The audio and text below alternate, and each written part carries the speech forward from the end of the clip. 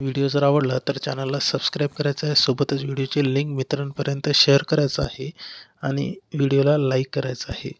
बघा मित्रांनो, प्रश्न दिलेला आहे 125च्या 24% वजा 80च्या 15% बरोबर किती? असा जर प्रश्न परीक्षेत विचारलं तर सेकंदात उत्तर कसे काढायचे बघा ट्रिकनुसार.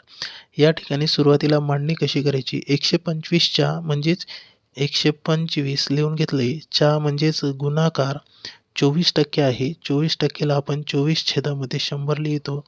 त्याच्यानंतर वजाचं साईन आहे, वजा लिहिला. 80च्या म्हणजेच 80 च्या जागी गुणाकार 15%, 15%ला आपण 15 छेदामध्ये 100 लिहितो. आता याला सोडवायचं बघा. सुरुवातीला आपण भागाकार करू. या ठिकाणी बघा 125 आणि 100ला 25ने भाग जातो.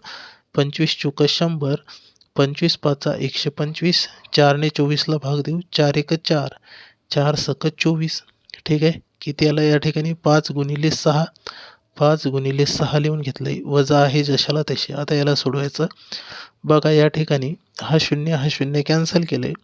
आता 5ने भाग देऊ. 5 त्रिक 15, 5 दोन्ही 10, 2ने 8ला भाग जातो. बे एक बे, बे चूक 8, 4 गुणिले 3 शिल्लक राहिलं. 4 गुणिले 3 लिहून घेतलंय.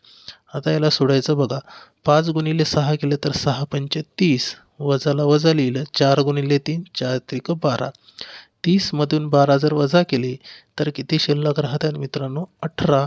18 हे आपल्या प्रश्नाचं उत्तर आहे. ऑप्शन डी मध्ये बघा या ठिकाणी दिलेलं आहे.